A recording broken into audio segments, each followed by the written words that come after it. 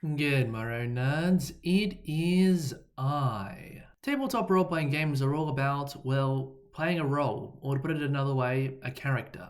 And so, as you would imagine, being in that character, in character, is quite important. But just how important is it? And are there times when you really don't want to do that? And that's what we'll be discussing in this week's video. But before I fully adopt my role as the glamorous eyeball host of this video, I have 3 buttons that I'd love if you'd click, and those are like, subscribe, and the bell for notifications. So, what does being in character actually mean? Well, on a fundamental level, the words leaving your mouth as you are participating in an RPG, which is primarily a verbal activity, those words need to either represent what your character is saying and doing, or be a summary thereof. That is the kind of simplest, most direct way to define it. If you're using your communication to cover anything else, that is out of character. There is a deeper, kind of more abstract level to this, where being in character means that the decisions you make as your character have to be based on knowledge your character has, opinions your character has, personality traits, stuff like that. Everything that informs your in-character decisions must itself come from an in-character source. And finally, since tabletop RPGs are a social activity, in order for something to be considered in character or out of character, it has to be perceived by everyone else as being in character or out of character. The most common instance of someone running afoul of this is when players will make some dumb out of character joke, which could be interpreted as being in character. But I've also had the reverse happen. In fact, I had the reverse happen to me 2 days ago. One of the NPCs in the Reclaimer town where my cyberpunk campaign's PCs all live has a very high, shrill voice. And sometimes it's rather difficult for one of my players to understand what the hell she is saying. And so, every now and then she will ask me to repeat myself. And in that case, I will usually repeat myself without the accent. Now, 2 days ago, she met up with this NPC to discuss a rather unfortunate event with cyberpsychosis that had happened earlier in the session. And this NPC, who is the mayor of the town, angrily demanded to know why this player character sat around doing nothing, as another NPC tried to grapple Cyberpsycho, that Cyberpsycho grappled back and choked that NPC half to death. The response I got from the player was, "Could you please repeat yourself?" And so I did. She said, "Oh no, I meant in character." I was so used to that player not understanding what I was saying in the NPC voice that I had assumed that she was addressing me out of character when she said that. Oh no. She was telling the NPC mayor, "Hey, could you repeat yourself?" Basically to screw around with that NPC. And so yes, it is possible to confuse in-character speech with out-of-character speech. It's the rarer of the two, but it does happen. Now, as you'll note there, I was doing an accent. That particular impression is one that I call the crackhead Marge Simpson, because that's basically what it is. But a common question I think especially new players to RPGs tend to wonder about is, do you need to do an accent when you're speaking in character? And the answer is yes and no. The advantage that an accent gives isn't so much in the quality of roleplay, so much as the clarity of roleplay. There are plenty of very good roleplayers who speak in their own voice without making any sort of changes, and there are players who can put on a wide variety of accents, but whose characters are all shallow, annoying self-inserts. The advantage that doing an accent gives is that everybody knows when you're speaking in character and when you're speaking out of character, on the basis that anything in an accent is in character and anything in your normal voice is out of character. That is very simple. It means that much fewer questions need to be asked of you during the session, which contributes to flow and makes life so much easier. You also don't really need to change your voice that much. Some people, when they are voicing their character, they will use the accent of another nationality, but some people, they do not know how to do this, and so that is not an option for them. However, there are much simpler vocal tricks for you to use. For instance, you can make your voice much breathier by expanding your lungs and speaking more softly. Or you can constrain your vocal cords to give yourself a rougher quality. You can pitch your voice up, or you can pitch your voice down. You can even change the mannerisms, the patterns of speech that you use. I have a very speed up, slow down, meandering way of speaking, where the sentences that I'm making are usually in some way out of order. But when I'm speaking as a mayor, I get straight to the fucking point! And also swear a lot more than I normally would. If you're someone who naturally hesitates a lot in speech, then increasing the number of swear words you use will actually help you speak faster, as it serves as a nice little mental reset. It is sometimes used to help treat stammers, for instance, such as the stammer of a certain actor named Samuel L. Jackson, although having learned this trick, he never swore in any of his films again, ever. But we're getting sidetracked here. This isn't a video about me giving you tips for accents, this is about how to be in character. And the simple answer is that oftentimes you don't need to put on an accent. As long as you're reasonably clear about what you're saying, and as long as you aren't making dumb side jokes about things your character might do but doesn't actually want to do because that'll be dumb, then most of the time people can figure out whether you're being in character or out of character based on context. It's also worth noting that simply because you're doing an accent doesn't mean that it'll be easier to tell who is speaking. Especially as the GM, if you give all your characters the same accent, then you may as well just speak in your normal voice for all the effect it has. The first campaign that I ever ran was Curse of Strahd for D&D 5e, which is set in a lovely little place called Barovia, which is meant to be a kind of vaguely Eastern European micronation thing. And so when I ran this campaign, I gave many NPCs the vaguely Slavic accent. I am half Bulgarian, and so I can do a decent accent. However, there is a small problem. Given that this is a very monoethnic setting, I had the problem that basically every character needed a Slavic accent. Some, like the women, I gave a very high-pitched voice to. Some, like Urvin Martikov, I gave very hoarse voice. And for Strahd himself, I added a much stronger lilt, and I allowed him to say the and the correctly, unlike most of the other NPCs. Unfortunately, I ended up with a small list of maybe half a dozen to a dozen total accents across the entire campaign, which has dozens of NPCs. And so I started to try and find ways to cheat. First one I tried was when a demon got summoned, he had a Cockney accent. Don't know why, but it worked. He weren't around for that long neither. Then, when the player characters visited the Dusk Elves outside Vallaki, I gave them all the German accents, yeah. And to be fair, Germany is roughly in Central Europe. It borders Poland, Czechia. There are lots of Germans in or near Slavic countries, and so I chose to use this. It gave a bit more variety. Germans are like the 4th or 5th biggest demographic in my channel by nationality, and so that sound you are hearing is the sound of all of them leaving at the horrendousness of my accent.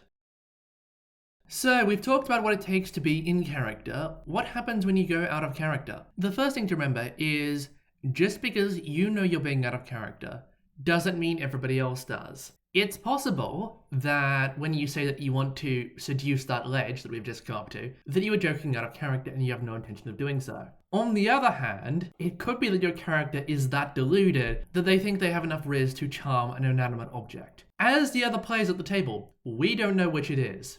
But of course, something like that would never happen. I have never had such an experience of any player character trying to do that in a game that I've been in. No legends have been seduced in the making of this video. Even without these issues, getting out of character does still have a very negative connotation. And the reason is that long periods spent out of character, either handling rules queries, long strategy discussions, or just joking around making pop culture references, all of those take you out of the experience of play, and the longer you spend on them, the harder it is to get back into character. As a result, if you're doing a lot of character breaking for any reason, be it joking around, dealing with the system, it doesn't matter. All of it will make the game feel more and more casual the more that you do it. More so for the kind of like table banter, chatting, joking around types of character breaks. Really more of the strategy talk or rules questioning sides of things. That will shift the atmosphere away from casual and more towards very nerdy and tactical, but either way, the amount of time you spend out of character will affect the entire experience of the entire session.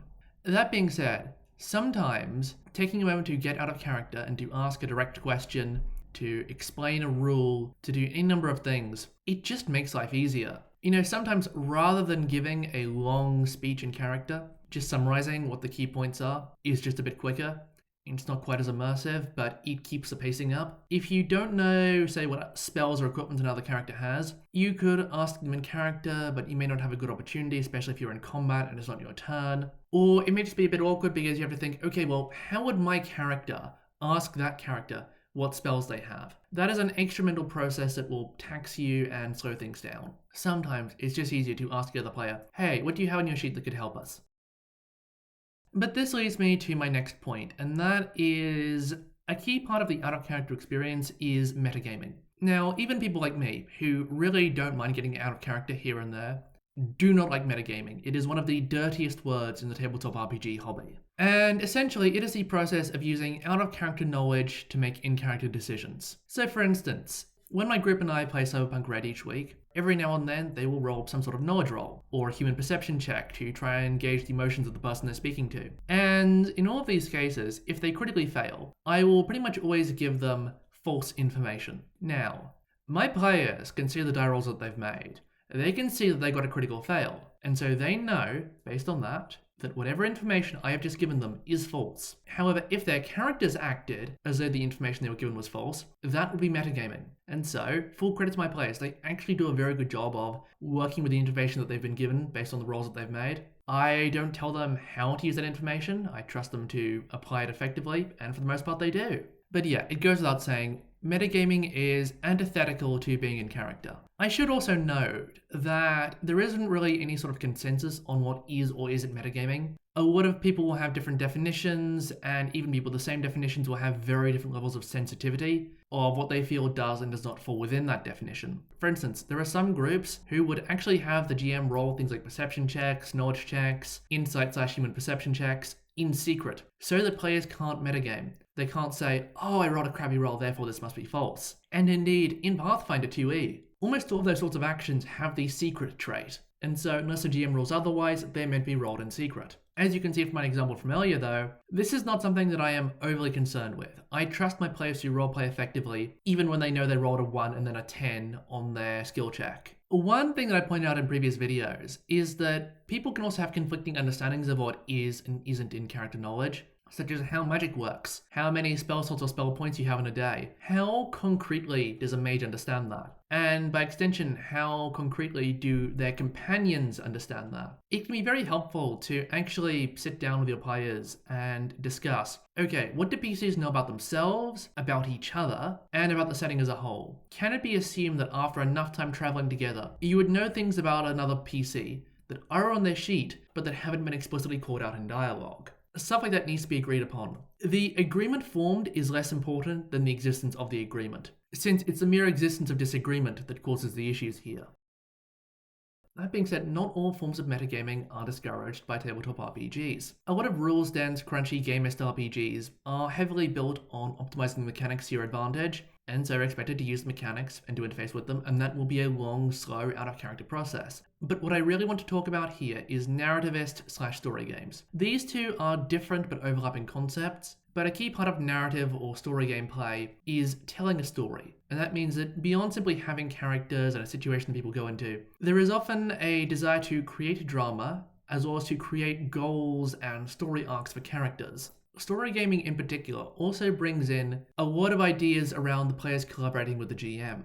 And a lot of this stuff is metagaming. If you are helping the GM with collaborative world building, you are metagaming. You are thinking about the world in a meta sense. If you're making some broad character goal that might be purely in character, but there might also be a metagame element to it. If you are trying to deliberately get your character into dramatic, tense situations, you're metagaming. Your character is not thinking about how to turn the story of their life into something interesting. They're trying to live from one day to the next. And so a lot of this requires you to metagame and to think and to act out of character. A good example of this in action is Torchbearer. You have these things called beliefs, creeds, instincts, and goals. Creeds will leave to one side, they're a total mess. Beliefs is a one-sentence statement either about the character or about their attitude to the world. Instincts are a special free action that you can take based on a certain trigger. And goals are your character's goals for the session. It's that simple. All of these are decided at the start of the session, with the exception of creeds, which are a mess. And so, at the start of every game session, you have to do a little bit of prophecy. You have to figure out, okay, what belief can I give my character that is true to them, but that will come up in some way during the session? Likewise for instincts. Okay, we're probably heading back to town this session. What town-related thing is my character likely to do? And what would its trigger be? Likewise for goals, all of this stuff. If you fail to correctly anticipate the events of the session, you won't get the benefit of these features. If you give your character an instinct that is very useful in town, such as say always haggle before visiting the market, which allows you to skip a point of lifestyle and make a free roll, but your party never makes it to town, or you never get far enough into your time at town to visit the market, well, that's a wasted instinct. There's also another level to this. You really do need to figure out your character's place in the narrative in a very metagame way to actually get the most out of the rules of Torchbearer. But with that metagaming comes strategy. You have to plan ahead.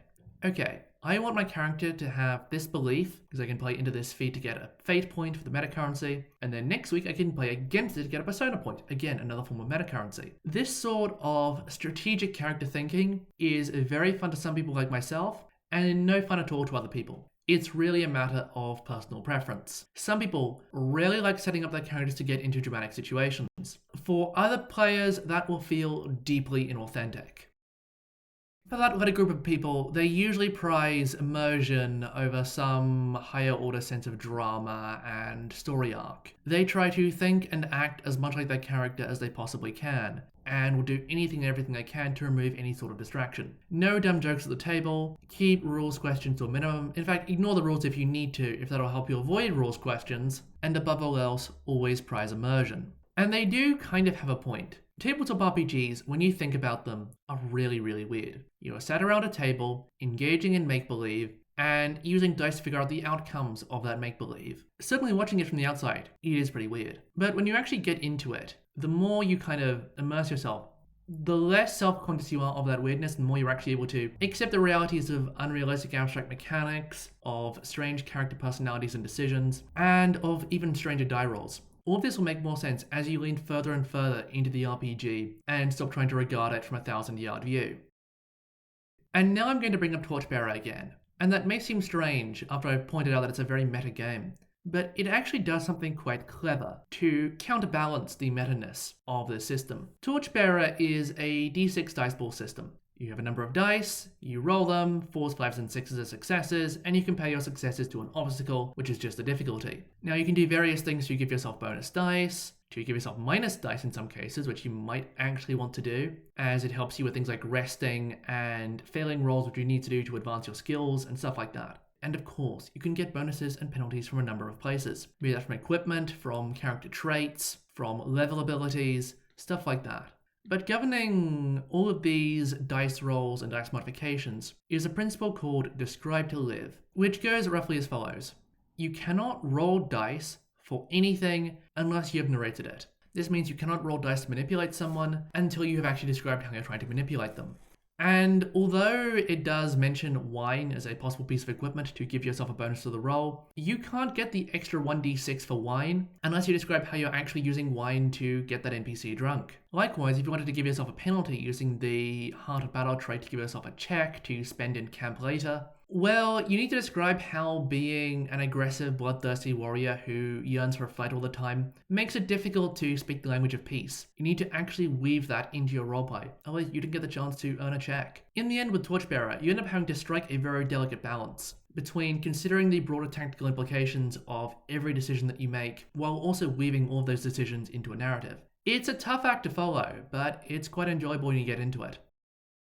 But for some people, this sort of in-character, out-of-character blending is not for them. In fact, they try to avoid the out-of-character stuff as much as possible. Some of them straight up try to ban out-of-character speech from their games. And while I've never done this myself, I know of a few people who've done it. I had a friend a few years ago who tried it in one of his other groups, and I've had a channel called 28mm RPG who do exactly that, leave a comment or two on my channel. They are very much of the persuasion that you should not be getting into long out-of-character diatribes and you should try and keep everything as immersive as possible. And credit to them, they practice what they preach. They do RPG actual plays in this very immersive style.